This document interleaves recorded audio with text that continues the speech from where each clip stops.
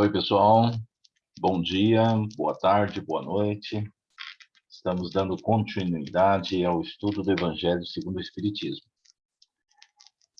Estamos no encontro número 54, capítulo 10, Bem-aventurados os que são misericordiosos, parte 2. Hoje, daremos continuidade ao estudo, focando na questão do não julgar. Vamos lá, vamos iniciar então. Item 10.3, o sacrifício mais agradável a Deus. 7. Se, portanto, quando fordes depor vossa oferenda no altar, vos lembrardes de que o vosso irmão tem qualquer coisa contra vós, deixai a vossa dádiva junto ao altar e ide antes reconciliar-vos com o vosso irmão. Depois, então, voltai a oferecê-la. Mateus, capítulo 5, versículo 23 e 24. 8. Quando diz, ide reconciliar-vos com o vosso irmão, antes de depordes a vossa oferenda no altar. Jesus ensina que o sacrifício mais agradável ao Senhor é o que o homem faça do seu próprio ressentimento, que antes de se apresentar para ser por ele perdoado.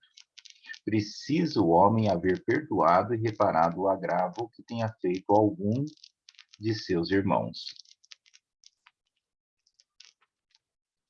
Quando diz, ide reconciliar-vos com o vosso irmão antes de depordes a vossa oferenda no altar, Jesus ensina que o sacrifício mais agradável ao Senhor é o que o homem faça do seu próprio ressentimento, que antes de se apresentar para ser por ele perdoado, precisa o homem haver perdoado e reparado o agravo que tenha feito a algum de seus irmãos. Então, semana passada, a gente estava estudando o seguinte, que se eu peço a Deus que me perdoe, lá no Pai Nosso, eu estou pedindo para que eu seja perdoado na mesma proporção que eu perdoo. Lembra? O que o slide aqui está colocando é o seguinte, nem adianta buscar algo que você não pode dar. Na época dos apóstolos, o sacrifício era representado pela morte de um cordeiro. Ou seja, um cordeiro, uma galinha, um bode, seja o que for. A morte do animal era a representação do sacrifício. Hoje, as coisas são vistas de uma forma um pouco diferente, né? O sacrifício é quando você abre mão do seu ego e faz algo sagrado. Por exemplo, todo dia que eu estou sem fazer nada, eu vou ali em cima, vou tomar um chopp. Todo dia, em determinado horário. Por que um dia eu não deixo de ir tomar esse chopp e saio para ajudar ou para conversar com um vizinho ali da esquina, que eu sei que não está bem, que esses dias comentaram comigo que ele não está bem. Uma pessoa solitária que de repente uma conversa, uma troca, um bate-papo vai fazer bem a ele. Por que eu não deixo de tomar esse chopp para ir até ele e falar, oi, vim aqui saber como que você está. Só que não adianta eu fazer esse movimento porque eu li num determinado livro, porque eu li no Evangelho, que isso vai me fazer, entre aspas, ganhar pontos em relação a Deus. Eu tenho que fazer algo que eu realmente esteja sentindo. Eu tenho que fazer algo que venha do meu coração.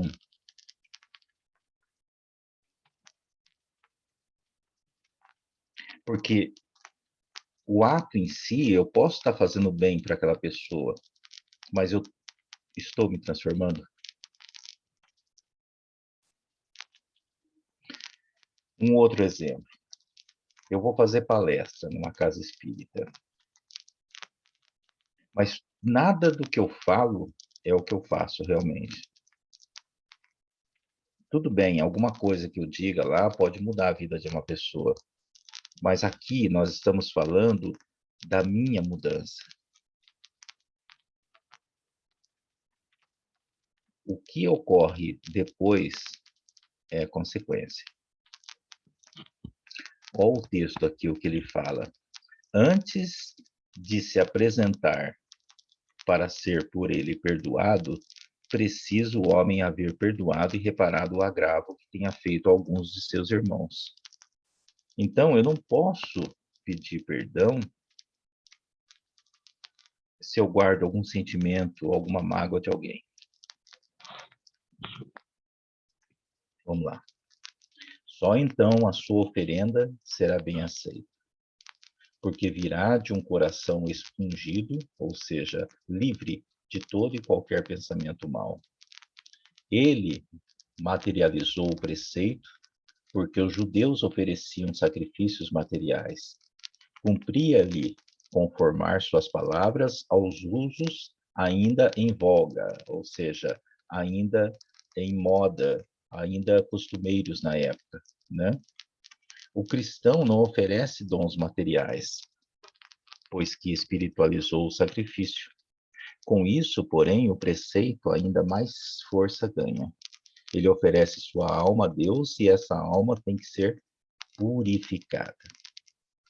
Entrando no templo do Senhor, deve ele deixar fora todo sentimento de ódio e de animosidade, todo mau pensamento contra o seu irmão.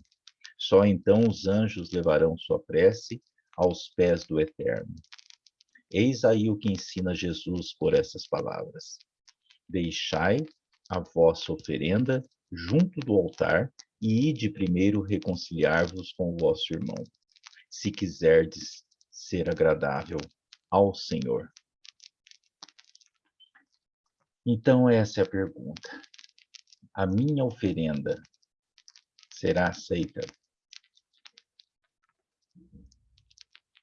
Como o texto diz, esta oferenda não pode ser material.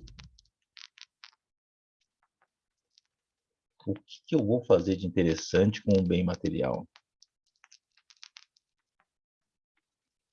O bem material eu posso utilizar para auxiliar casas espíritas, auxiliar, enfim, uma entidade que necessita de auxílio.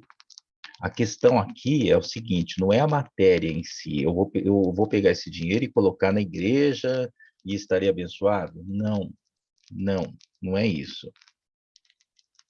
A questão é, quanto você abre mão do que é seu em prol de um benefício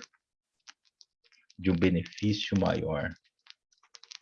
Esse abrir mão não pode ser pelo medo, pela insegurança,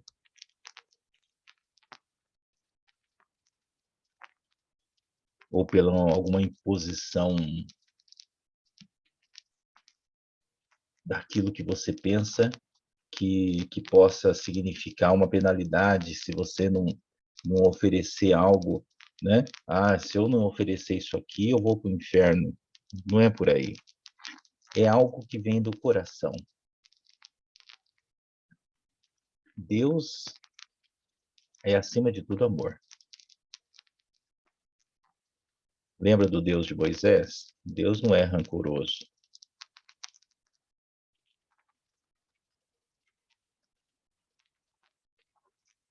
Aqui o texto coloca, ele oferece sua alma a Deus e essa alma tem que ser purificada. Então, dando continuidade aqui, onde a gente... Vamos pegar aqui o início do texto. Só então a sua oferenda será bem aceita, porque virá de um coração livre de todo e qualquer pensamento mau. Né? Porque na época os judeus ofereciam sacrifícios materiais, como a gente já colocou. né? A pessoa chegava lá com cordeiros, enfim, com animais já sacrificados, como se ele estivesse oferecendo isso a Deus. E o que ele está colocando aqui é: deixa esse cordeiro aí no chão e vai lá pedir perdão a quem você magoou. Depois, se quiser, você vem aqui e oferece o cordeiro, mas primeiro resolve essa pendência. O texto continua: o cristão não oferece dons materiais, pois que espiritualizou o sacrifício. Com isso, porém, o preceito ainda mais força ganha. Ele oferece sua alma a Deus e essa alma tem que ser purificada. Se você pensar bem, é muito fácil, né? Sacrificar um cordeirinho em nome de Deus. Agora, se cortar um pedaço do seu dedo, você cortaria? É aquela mesma história do confessionário. Padre, pequei. Aí, dependendo do humor do padre, dependendo da ideologia da igreja, né? Com 30 Ave-Marias, você já está livre, você já está isento. Então, aí a pessoa pensa: eu posso pecar à vontade, contanto que eu me confesse, né?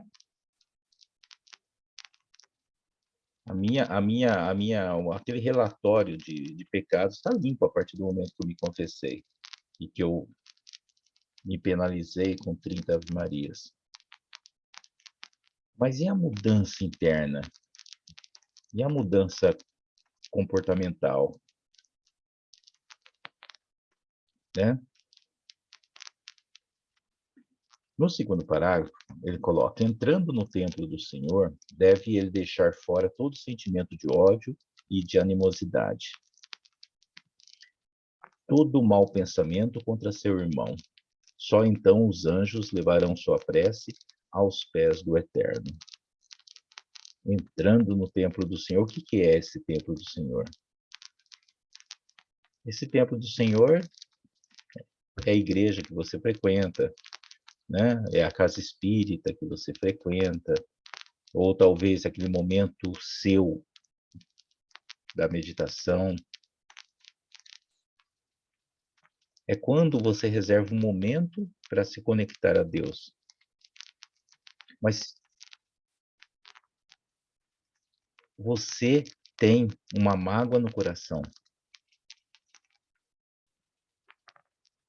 O que está sendo expresso em muitas situações é o que sai da boca para fora, mas lá dentro está aquela coisa pesada, aquela coisa tensa.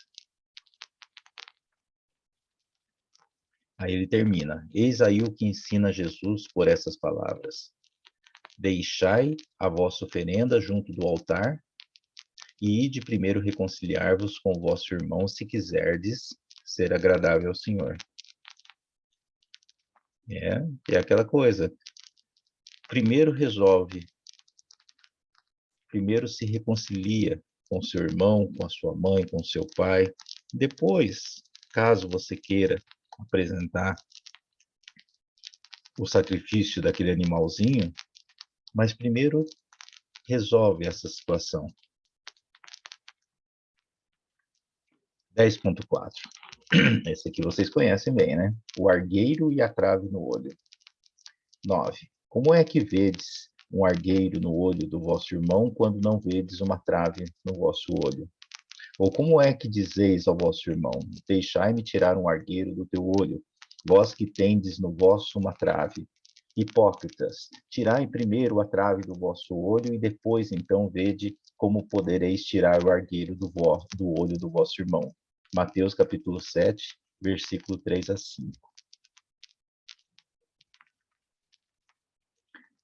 Então aqui, em Mateus, o que está sendo dito: como é que você pode apontar para o indivíduo? Você está, vamos pegar uma coisa bem aqui, assim, você está com uma alface no seu dente, né? Sendo que você está com um pé de couve no teu.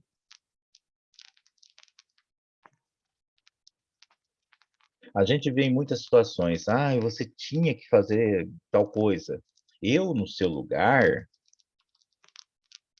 aí, gente, eu já paro.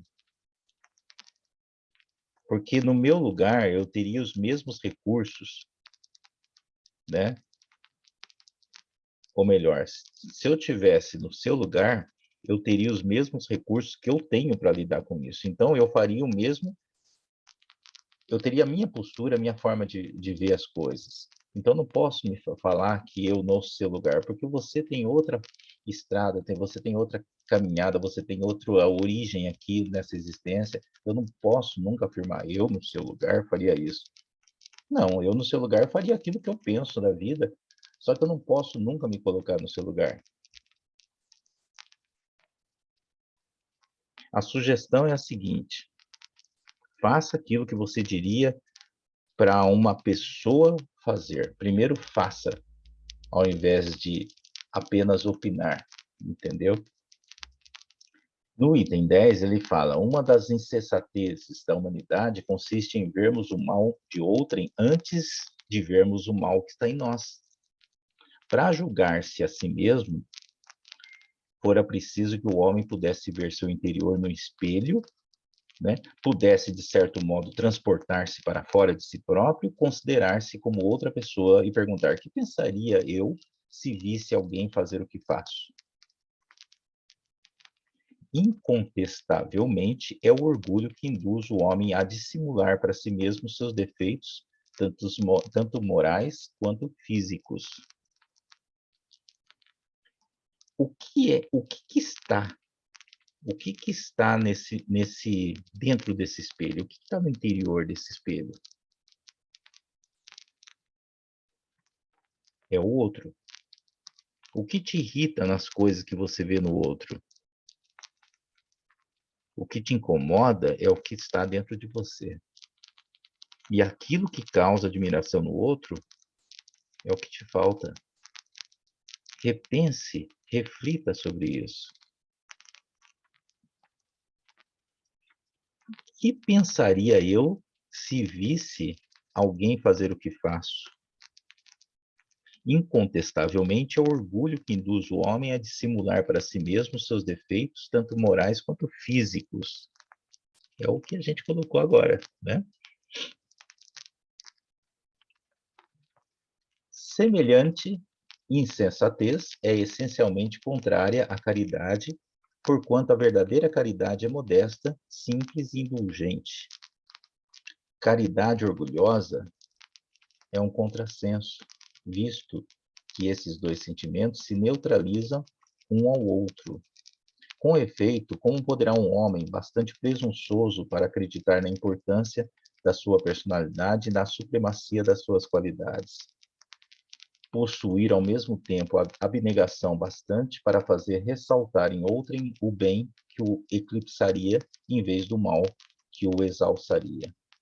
Por isso mesmo, porque é o pai de muitos vícios, o orgulho é também a negação de muitas virtudes. Ele se encontra na base e como móvel de quase todas as ações humanas. Essa a razão por que Jesus se empenhou tanto em combatê-lo como o principal obstáculo ao progresso. O orgulho, né? É o orgulho presente nas pessoas, é o orgulho que impede que as pessoas se apresentem ou se descrevam como elas realmente são. 10.5. Não julgueis para não ser julgados. Atire a primeira pedra aquele que estiver sem pecado. 11. Não julgueis a fim de não ser julgados, porquanto sereis julgados conforme houverdes julgado os outros. Empregar-se-á convosco a mesma medida de que vos tenhais servido para com os outros. Mateus, capítulo 7, versículo 1 e 2. 12. Então os escribas e os fariseus lhe trouxeram uma mulher que fora surpreendida em adultério e, pondo-a de pé no meio do povo, disseram a Jesus: Mestre, esta mulher acaba de ser surpreendida em adultério. Ora, Moisés, pela lei, ordena que se lapidem as adúlteras. Qual sobre isso a sua opinião? Diziam isso para o tentarem e terem de que o acusar. Jesus, porém, abaixando-se, entrou entrou a escrever na terra com o dedo. Vou continuar aqui. Como continuasse a interrogá-lo, ele se levantou e disse: aquele dentre vós que estiver sem pecado, atire a primeira pedra. Em seguida, abaixando-se de novo, continuou a escrever no chão. Quanto aos que o interrogaram, esses, ouvindo-o falar daquele modo, se retiraram um após o outro, afastando-se primeiro os velhos. Ficou, pois, Jesus a sós com a mulher colocada no meio da praça. Então, levantando-se, perguntou-lhe Jesus: mulher, onde estão os que te acusavam? Ninguém te condenou? Ela respondeu: não, Senhor. Disse-lhe Jesus: também eu não te condenarei. Vai-te e de futuro não tornes a pecar. João capítulo 8, versículo de 3 a 11.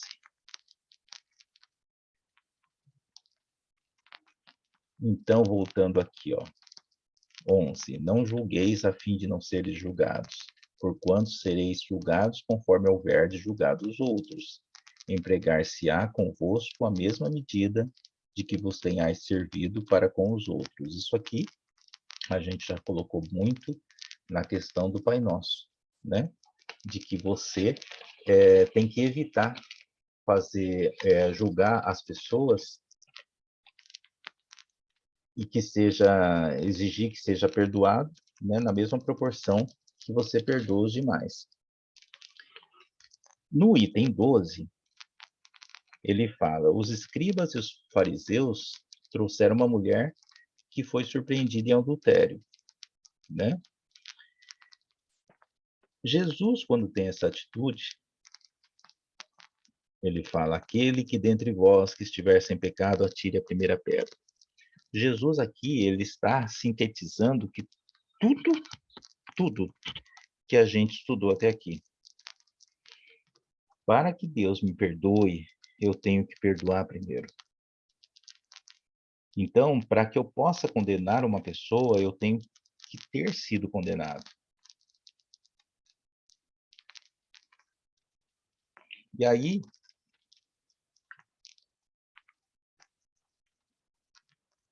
quando interrogavam a ele sobre a mulher, aqui, quanto aos que interrogaram, ouvindo falar daquele modo, se retiraram um após o outro, afastando-se primeiro os velhos, e aí Jesus ficou a sós com a mulher, perguntando a ela: cadê as pessoas que te condenaram? Ninguém te condenou? Ela respondeu: não. Então ele disse: também não te condenarei. Vai-te de futuro, não tornes a pecar. Vamos lá. Jesus não perdoou ela, ele simplesmente não a condenou. Vá e não voltes a pecar. A pergunta é: quando alguém faz algo que você não concorda, o que você faz? Você é um fariseu ou você é Jesus? Você tem a postura de um fariseu ou você tem a postura de Jesus? Você joga a pessoa em praça pública para ser apedrejada?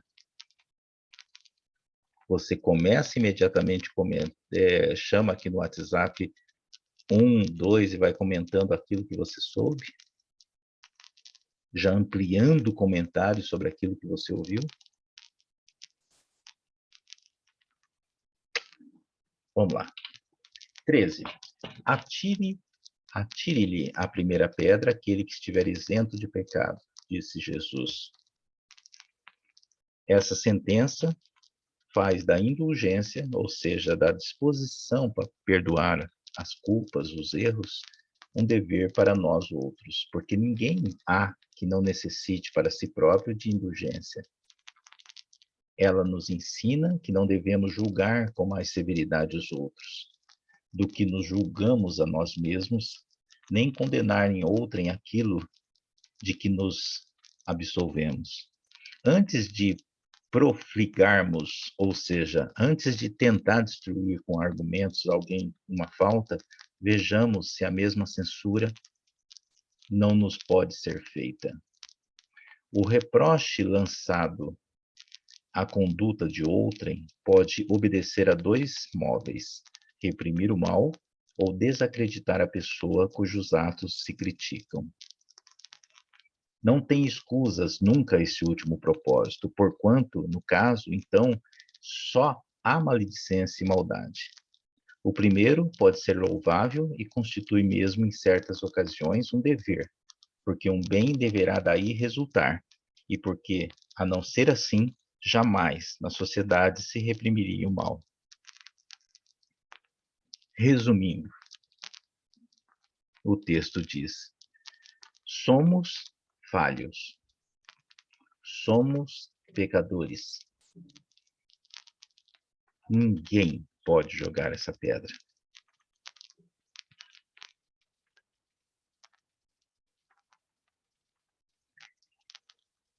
A gente está sujeito a errar a todo momento.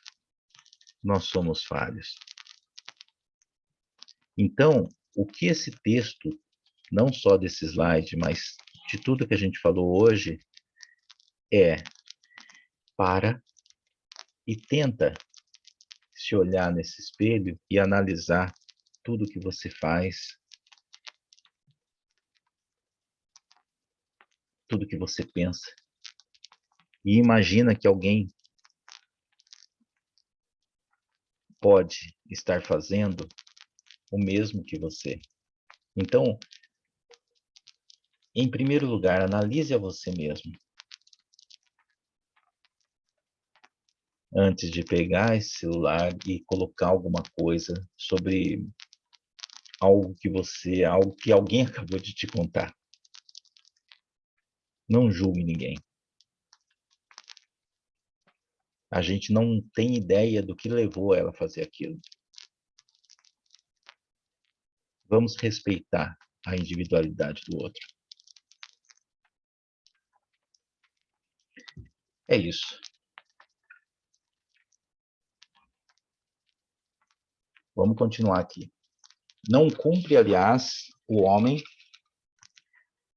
auxiliar o progresso do seu semelhante. Importa, pois, não se tome em sentido absoluto este princípio. Não julgueis, se não quiserdes ser julgado. Porquanto a letra mata e o espírito vivifica. Não é possível que Jesus haja proibido se profligue o mal, uma vez que ele próprio nos deu exemplo, tendo feito até em termos enérgicos. O que quis significar é que a autoridade para censurar está na razão direta da autoridade moral daquele que censura. Tornar-se alguém culpado daquilo que condena em outrem é abdicar dessa autoridade, é privar-se do direito de repressão. A consciência íntima, ademais, nega respeito e submissão voluntária àquele que, investido de um poder qualquer, viola as leis e os princípios de cuja aplicação lhe cabe o encargo. Aos olhos de Deus, uma única autoridade legítima existe, a que se apoia no exemplo que dá do bem. É o que igualmente ressalta das palavras de Jesus. Nessa questão de não julgueis, se não quiser ser julgado, que a gente acabou de falar, é essas questões de você não enxergar as suas próprias falhas. Mas não falhas, muitas vezes você errou até ontem e já está criticando alguém que age como você agia, você está entendendo? Tem gente que para de fumar e um mês depois já começa. Meu Deus, que cheiro de cigarro, que povo fedido, como que pode alguém gostar disso? Ó, isso aí dá câncer, sabe? Mas você, até pouco tempo atrás, não tinha, a mão no sua sempre estava com o maço, o maço na mão era frequente na sua vida, né? Nós temos o dever de nos ajudarmos. Você só pode julgar uma pessoa quando você moralmente está limpo daquela falha. E quando eu me torno moralmente grande, eu não tenho necessidade de bater no outro,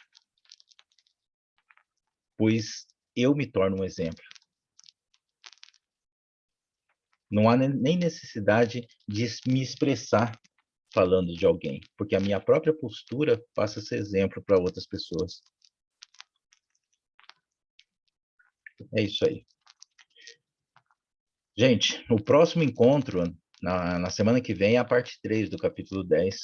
Bem-aventurados os que são misericordiosos. Uma ótima semana a todos. Paz no coração.